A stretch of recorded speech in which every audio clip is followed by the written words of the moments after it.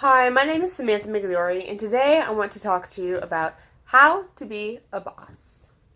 Yeah, that's right. What does that mean, though? When the Dutch came to North America and fell under British rule in the early 1600s, their language lived on as a part of our everyday English. One of the words that originated from Dutch is boss, meaning master. Since then, the meaning of the word has evolved to take on an even more 21st century meaning. A lot of communication is done in North American slang. We understand what it means when someone tells you, hey, go be a boss. But being a boss isn't necessarily something that you're born with. It's a trait that is rather developed. But how?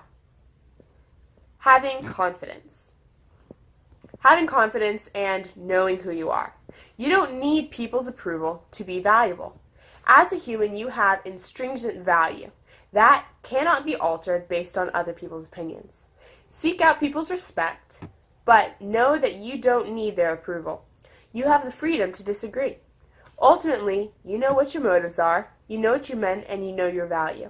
If people can't see that, don't let it affect you. And that brings us to the next point, hyping yourself up. You need to know what truth is and speak it back to yourself. Having a correct view of reality will help you to not take situations out of context or to overthink things. Exaggerating reality usually scares people into talking themselves out of great ideas. Know what's important and remind yourself as often as you notice yourself starting to believe a lie.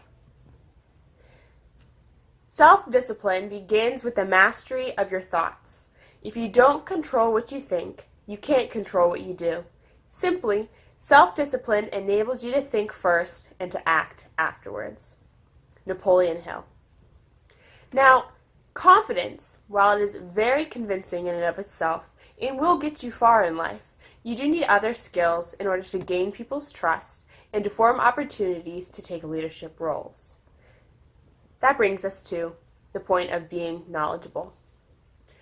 Self-education? Absolutely. Constantly working on improving yourself in every area is one of the greatest things that you can do. Everything from social skills to mechanics to politics. Being in the know about events and the world will never be a negative thing. Knowledge is power, and it will always put you in a higher position to have more. Self-improvement, or otherwise known as taking criticism. Often we can't see our own greatest weaknesses, so we have to rely on the feedback and take criticism to help mold us. Don't take critique as something offensive. It's not. Even if the person meant it to be that way, be the bigger person in the situation and gain, even from something that was meant to be negative.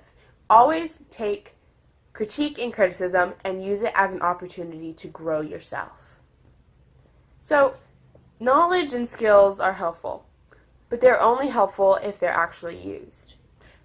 So, that takes us to the next point, taking action in leadership. True leadership must be for the benefit of the followers and not the enrichment of the leaders. Robert Townsend. Very wise man. So, this is leadership. His quote encompasses it. Leadership is taking responsibility while others make excuses for their mistakes. It's taking one for the team, it's being the guide and working alongside others and not above them.